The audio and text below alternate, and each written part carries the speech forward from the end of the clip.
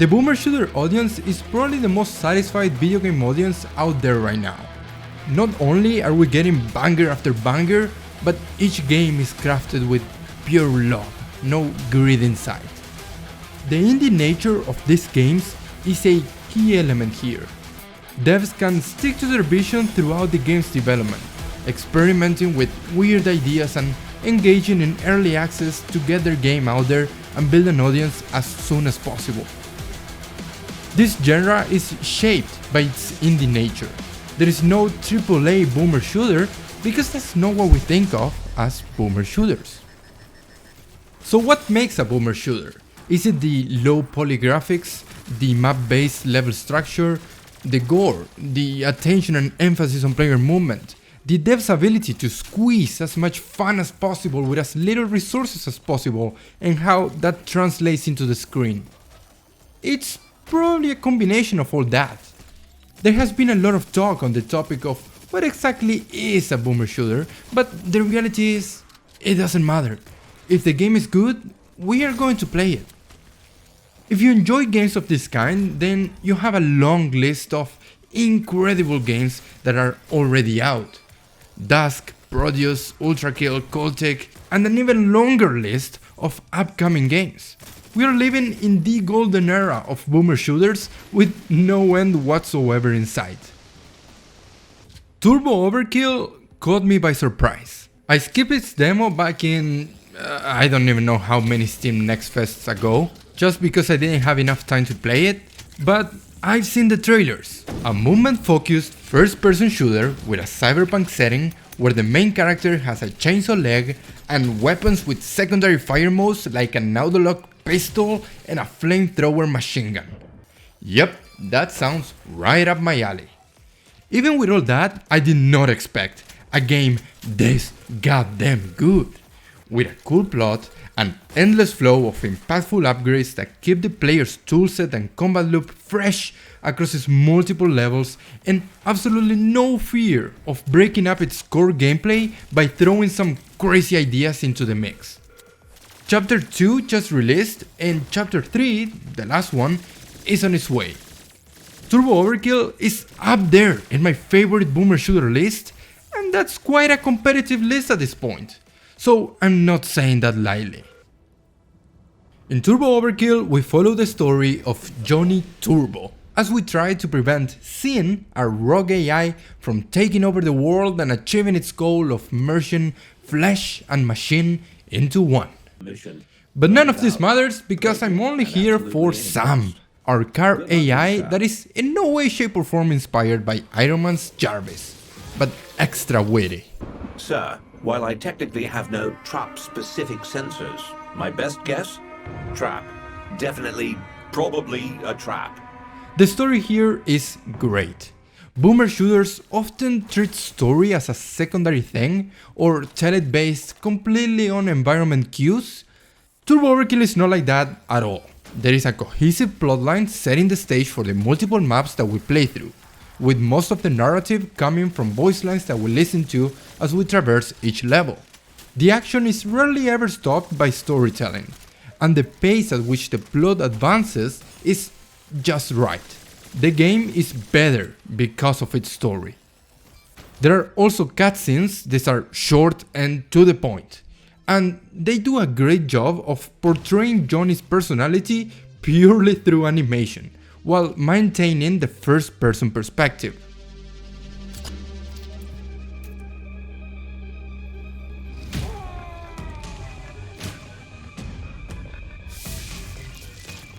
Johnny's chainsaw leg is probably the most unique thing about Turbo Overkill, encouraging players to slide into groups of enemies to cut them in half while shooting out as many bullets and rockets as humanly possible.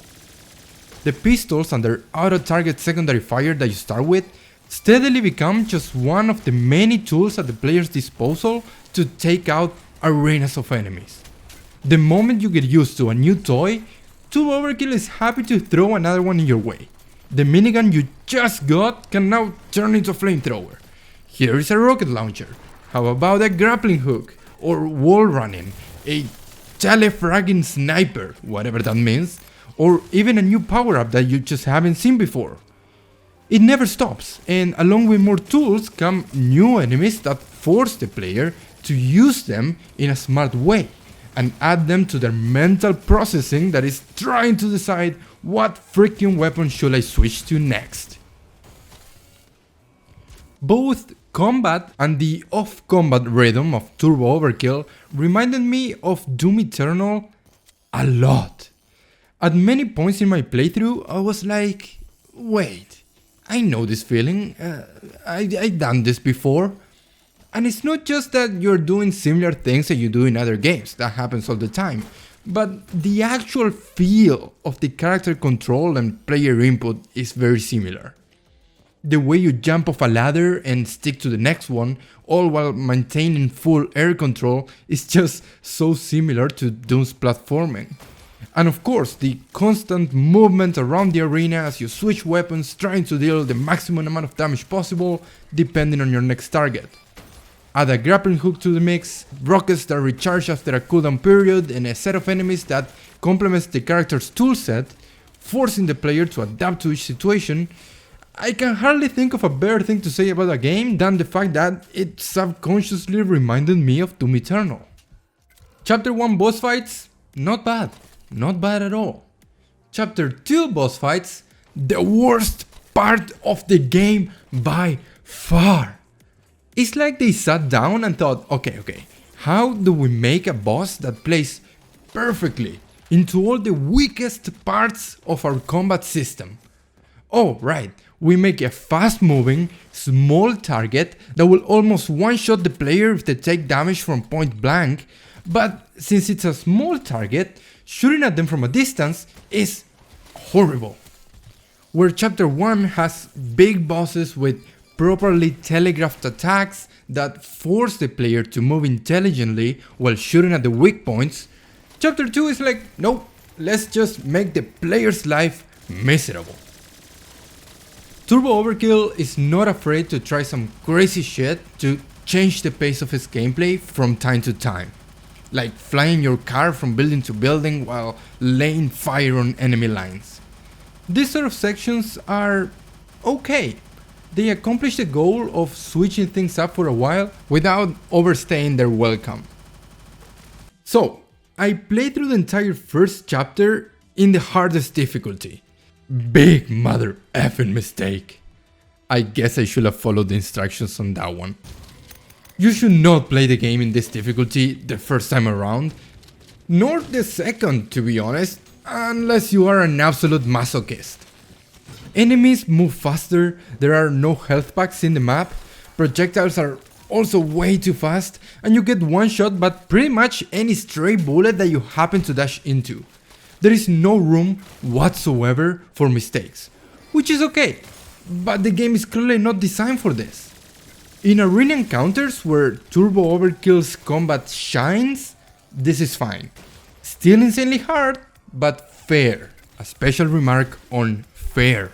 Your entire toolkit supports this type of encounter, enabling the player to keep moving and ditching out consistent damage. So for the most part, if you die, you know it's your fault. But there is much more than just properly thought out arena encounters. Good freaking luck dodging projectiles and melee attacks in tight corridors against enemies that your chainsaw leg cannot one-shot. Or turning around a corner just to be surprised by an enemy standing in a faraway platform that is already shooting at you with projectiles that, be assured, will kill you.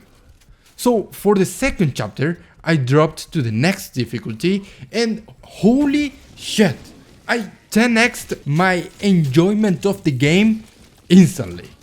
Adding to that the fact that at this point, after 8 levels of insurmountable difficulty, I got them pretty good at the game. So for a while, and I'm not kidding here, enemies felt like they were moving in slow motion. Health packs on the ground? Who needs those? Things quickly ramped up from here throughout chapter 2, with levels becoming increasingly challenging. Enjoyment through the roof, this is how it feels the game should be played. Boomer shooter fans, movement shooter fans, first person shooter fans, rejoice. Turbo Overkill is the latest addition to the list of games that you should absolutely play. And there is still more to come. And with that, goodbye.